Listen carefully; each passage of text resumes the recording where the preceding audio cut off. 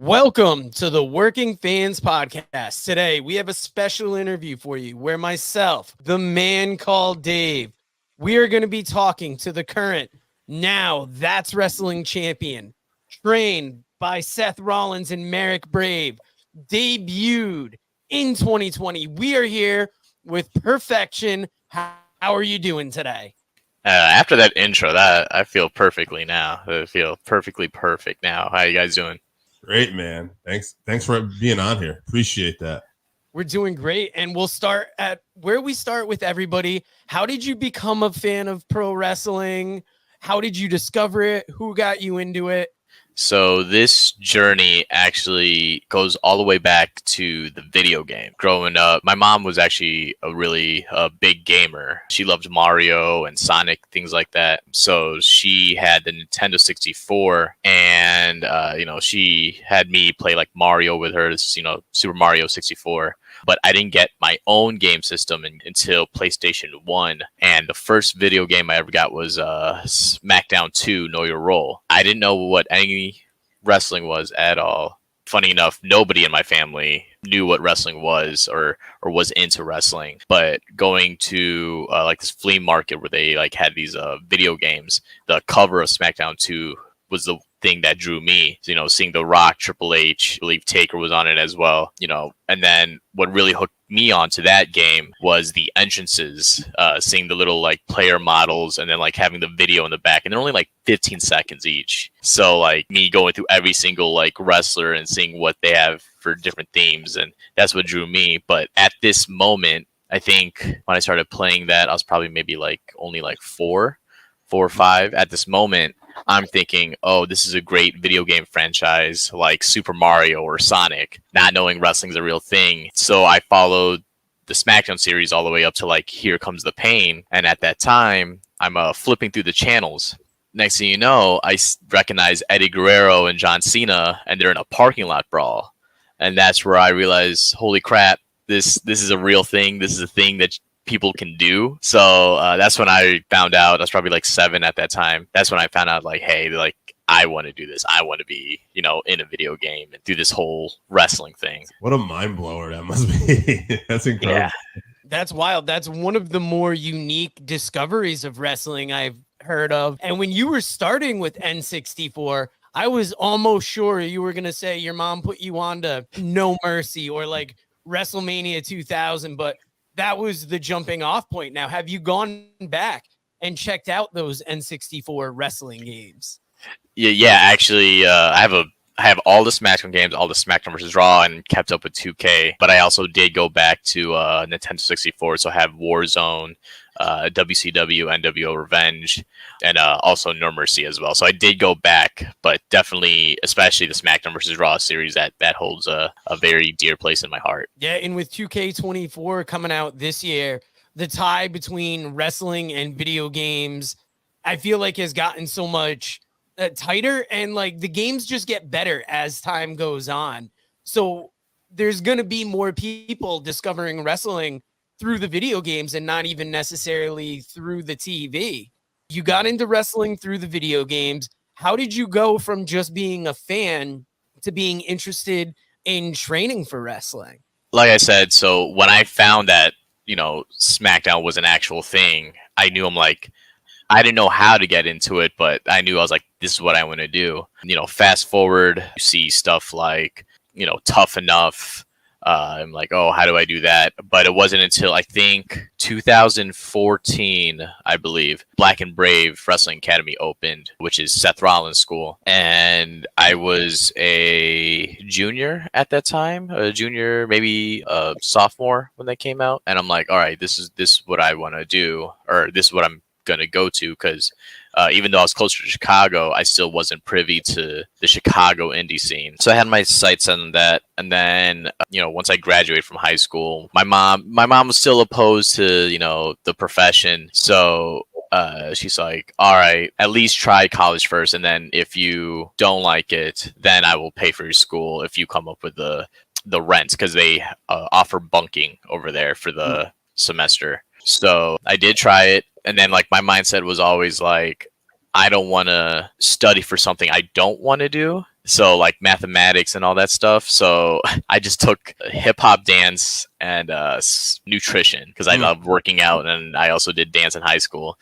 Was gonna go to acting as well, just didn't have enough money for that, so I had to cut that out. But I did one semester, and of course, my mind's like, oh yeah, I don't like it. I want to do wrestling, so my mom took it, and then that's where we're at now. Awesome. That's awesome. And having gone to Black and Brave, we're probably going to talk a little more about wrestling training than we would, because training at Seth Rollins Wrestling School, that has to be something. Did you know who he was when you sought out the school?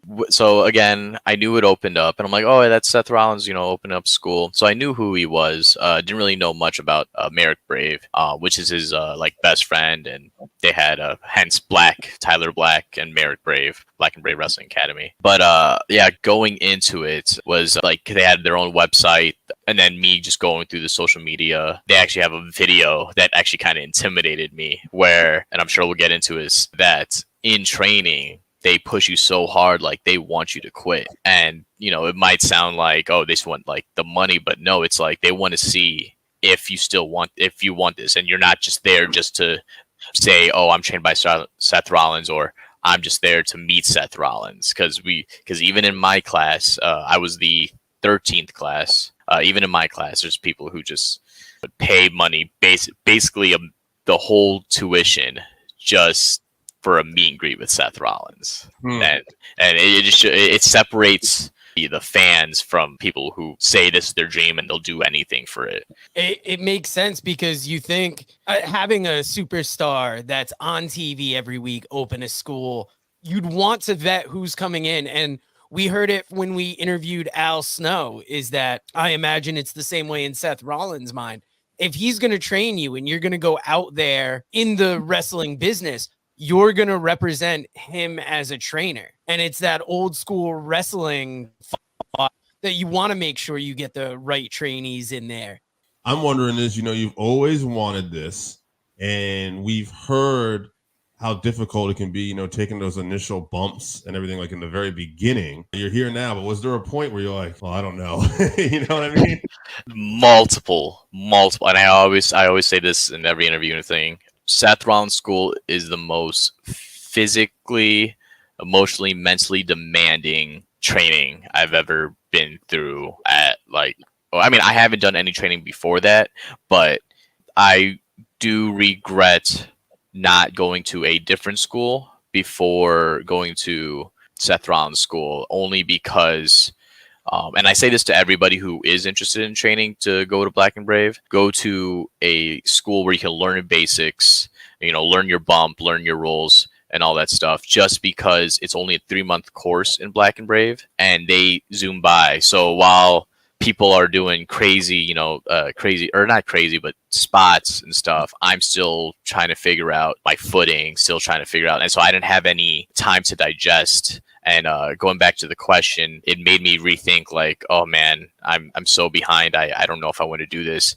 But the support that I had in the bunkhouse, shout out to Val Eden from France, who's a wrestler, Tim Hayden from Australia, also Blake Harrison from the UK. Like I would be in the bed, in the bunks, just being like, I think I'm done. I think I'm done. And then you're like, you didn't come this far to just come this far. And kind of going back to the whole Al Snow thing, Al Snow actually told me, which I always take this with everything, is that's more time and money you invest in yourself, the more time and money fans will invest in you. So that's always been stuck with me. So thanks to the support system, and Seth Rollins is also a good coach, but that's also another thing. He's a coach. Same with Merrick Brave. They will push you to see how bad you want this. It's great to see that they inspire that in you. And we'll move on from just talking about Seth Rollins, because we're here talking about perfection. But I want to leave it, at least with Seth Rollins, what's some of the best advice you got from both him and Merrick Brave at the school? Let's see. This best advice that Seth Rollins and Merrick Brave, from Seth Rollins and also Merrick Brave, just the psychology of how a match works in storytelling. So it's not about moves. It's not about, let me do this flippy, dippy, Canadian destroyer, super kick stuff. He says, you can learn a move in 5 minutes, but to learn how psychology works takes a semester. And that's the biggest thing that he wants to teach. That's awesome. And I think you can see it with your in-ring work. We're going to get on to a subject that Dave likes to talk about. This whole podcast came up during the pandemic. You debuted just before it started. Tell us about that journey. And I'm sure Dave will have more questions about that. Yeah, so debuted in 2020, end of 2020, at Zawa Live, which you can find on IWTV. It was only like my second show of helping out, and because all 2019, I didn't know. I moved back home, and I didn't really know what shows were going on. Never really knew like how do I go about getting on shows. And it wasn't until another classmate, Chuck Brewster, he hooked me up with Zawa Live, Northern Illinois. Helped out at one show, and then the next show, another talent of Zawa Live, Moondog, he was like, "Hey, do you have a match?" And I'm like, "Oh no, this is only my second show." And then we went on the pre-show, and at first they wanted to book me as a face, a good guy, and I had the whole perfection thing thought out, and it's, of course I'm like, oh no, like this is not going to be good. And only because going through the class of Black and Brave, going back to it, even my classmates said, one of my classmates said that before he even saw me, even just looking through, because they like kind of give you all the socials of like the other classmates, like just to get to know each other. He even told me that like, man, just by looking at you, I want to punch you in the face. And that's what I kind of knew. I was a natural heel, not just like for my persona, but I guess I just have a very punchable face. So I knew being billed as a baby face that I was like, oh no, this is not going to be good. Of course, my match is coming up. I'm nervous. My first match. And I come out, they didn't have the theme song I wanted, which is I normally come out to So Fresh, So Clean by Outkast. Internet was working, so they only had Yeah from Usher, which is like, a lot of people love that song, right? So, hopefully people are getting into it, for the intro, with a piece up A-Town Down, right? And I'm like, okay, you know what? This is going to be good. People are going to be behind the song and everything. I come out.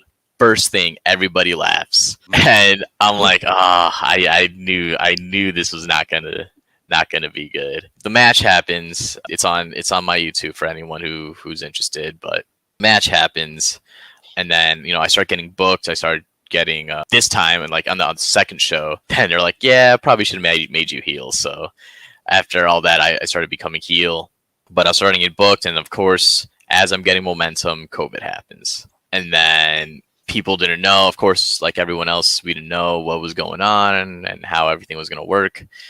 Did a show that August in the summer where it sold out, but it's because we only had 50 people and the whole town was there because the town actually had a population of like 50 people. I think it was actually like, I think it was actually 56. I forget what it was called or what the town was called, but the population literally said like 56 people. So all but 6 got to see the show. And then fast forward started, once everything started opening up, that's when, try to get the momentum back. Now, did you think that being on those COVID shows, you're obviously still young and starting, but you have veterans on that show. Was it a situation where, it was more challenging, or do you think in some ways, like everybody's trying to navigate this? So it's almost like you're on a more even footing in that way a little bit. Did you find that at all? Or I think you hit it right on the nose. I think it was more even footing just because I got to be, and I don't really think I had like much problems of it, but I think because there was less people with those COVID shows, it was easier for me to experiment and try different things out. So I'm sure, and I can't speak for them, but I'm sure the vets either like eased off the gas or, were kind of frustrated maybe. But again, I can't speak for them. But as for me, it was a lot easier to start with those 50 people. And then as things are opening, then get bigger crowds. So I think it was definitely a more even footing for sure. So a negative kind of turns into a positive in some ways. Mm-hmm. No, I get that. And just call back to talking about the natural heel element. I will say, before I got to meet you today and talk to you, and you are very professional, I saw the perfection thing. I was like, who the fuck is this guy? So there is a very heel aspect that comes off of you. And I mean it as a compliment, because obviously you're in the right profession for that, and good for you. And especially having so fresh, so clean. I watched that entrance today, saw the match with Sonny Kiss. It fits you perfectly. It feels like the momentum is moving back in your direction now, but you're starting during COVID. You're seeing things start to shut down while things are heating up for you. How do you maintain that momentum at such an unsure time? Because it was the Wild West for everything, especially entertainment. Live shows are shutting down, so you have to find a way to keep the people's attention on you even with everything in disarray. So kind of what was your mindset during that time? So during that time, yes, I was getting momentum, but I still think that I wasn't at the point where like I'd be losing fans because I was, still freshly new. So what I did actually during COVID was kind of shifted my mindset, not from the wrestling, but creatively. Like I got so much art done. I think I got this art done for my shirt as well. So it was kind of more like, all right, what merch can I do? That's when I started my Twitch channel actually. And don't know if you guys know this, but on Twitch, especially under like all the new WWE games or wrestling games, people do e-federations, where viewers would come in and claim a wrestler saying, oh, I want to be Roman Reigns, or I want to be this guy. And then it would just be simulated AI versus AI. And then it's kind of whoever wins, could get like a championship. So it's kind of like, fantasy booking or whatever. So that's where I started my Twitch channel. And then my Twitch channel grew from that. And it would go from, oh, I love this game. Oh, I like this guy who streams this game. He's like, oh, this guy's a wrestler trained by Seth Rollins. That's so cool. Let me go look at the matches he had. So I started getting my fan base from the gaming community, which is funny enough. That's how I got into wrestling, was from the game. So that's wild. That seems full circle there. And we see that you're now that's wrestling champion. What have been some of your biggest accomplishments in wrestling so far, would you say? So this obviously is probably the biggest accomplishment, just because I'm holding this on for 100 plus days now. I don't know, a day or something after 100. Stop counting after that. But this biggest accomplishment also had an accomplishment of being Raging Pro Wrestling champion, tag team champion up in around Green Bay area with Aaron Arsenal. And together we're the perfect Arsenal. We became tag team champions, lost it to Bouncers, also known as Brian Malonis and Beer City Bruiser, who were also on Ring of Honor. For those who don't know, actually went against like Young Bucks and stuff. So, when they were starting out, that'd be an accomplishment. Also, of course, going against Sonny Kiss, because I think I had that match, if I'm not mistaken, in 2021. So I'm only 1 year into doing shows. So only going 1 year and then going to face against an AEW superstar, when AEW is, I guess you could even say, like at its peak, was just a big accomplishment for mine, even though, came up short, but still had a great match. And even Seth Rollins has seen that match and thought it was really good too. Yeah, watching that match, I would not have guessed 1 year in the business. Being able to have people see you and not realize how little time you've been in, that has to feel like a big accomplishment. Now we're going from accomplishment to goals. What goals do you have ahead of you in the near future? And then what are some of your big picture career goals? So the near future would definitely be, or get on more shows around the Chicago area. For those who really know the indie wrestling, Chicago and Wisconsin wrestling are kind of different. Wisconsin is more, I feel like, character based, where Chicago is very flippy and do all that stuff. So I'd like to venture out to that, change my style if I need to. Obviously, just to get better, obviously, at wrestling overall, because it's a learning experience. And when I was told that if the day you know everything of wrestling is the day you need to hang it up. So it's always a learning experience.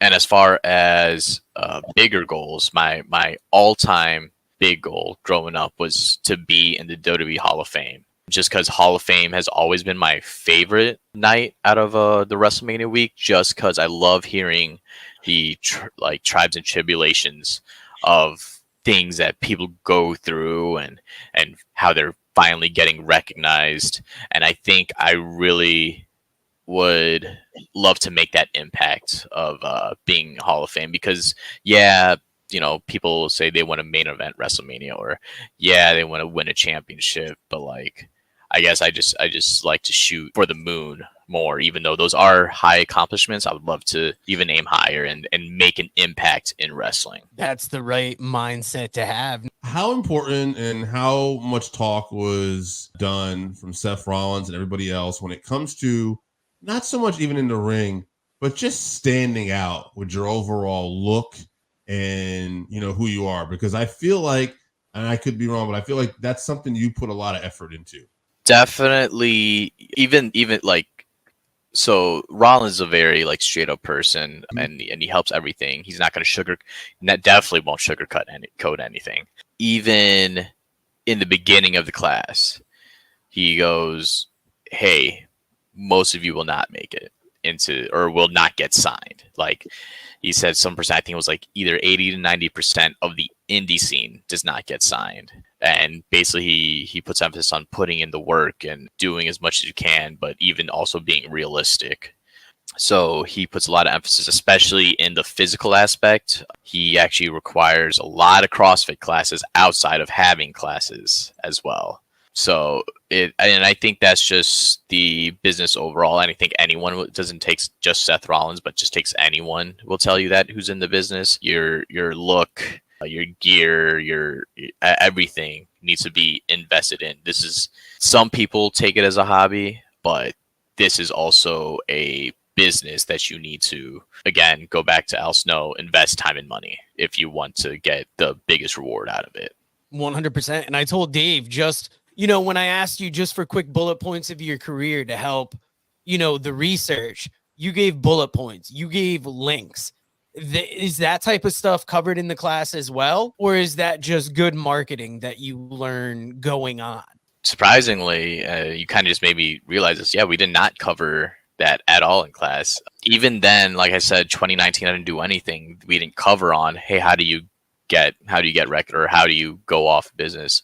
It's typically they have a great promotion, SCW Pro. That's like the home Black and Brave promotion. But I live in Iowa, or sorry, not Iowa. I live in Illinois, and that's in Iowa. So I wasn't able to make those drives all the time. So it's typically go to Black and Brave, go to SCW Pro. But I had to take a different route. But that's just kind of me figuring out myself, as far as like, giving you bullet points, me wanting to show you or anyone else what, if you want to know what perfection is, these are the story beats. And that's what I had in mind when I put that together. So it's kind of just me figuring out business aspect. When you're in this profession, you got to be basically your own businessman, your own manager, your own financial advisor, emphasis on that, and own tailor, own designer. I actually make my gear in the WWE games, and they come to life in real life. So it's kind of trying to go by trial, like trying things out, seeing what works, and just figuring it out from there. Wow. Well, you've been very gracious with your time today. Before we have you promote what you'd like to promote, what advice can you give to somebody trying to come into wrestling? And then after that, promote what you'd like. I will say, especially if you're younger, and I really wish, because I'm pretty sure you guys seen this, WWE is starting to go towards of who's athletic rather than going from the indies. And if I would have known that, I would have been in all the sports and all this stuff, but I haven't done any sports going in school. So definitely go be an athlete, go into, whether it's amateur wrestling, whether it's football or all that stuff, go be athletic and then go to the wrestling school. But like I said, other than that, invest in yourself. Pedal to the metal, all in for yourself, no matter what anyone says. And there will always be times where you feel like you're not doing enough, just by personal experience. But you just got to keep on grinding. This is a marathon, not a sprint. So and that's more kind of like advice I need to take myself as well, because I've been through a lot of peaks and valleys. As far as promoting myself, you guys can check my Instagram at Perfection Pro Wrestler. In my bio, you'll see the link tree, which has all the Facebook and all that other stuff. TikTok, trying to get better at TikTok. And also got a show May 18th. Now That's Wrestling, going against Jimothy for the second time, which you guys can see the first match in my YouTube, also under Perfection Pro Wrestler. That will be in Neenah, Wisconsin at the Dome Bar and Grill. Also merch as well. Pro Wrestling Tees at prowrestlingtees.com/this is what perfection looks like. Just put a new design up there. That's awesome. Thank you so much for joining us today. It's been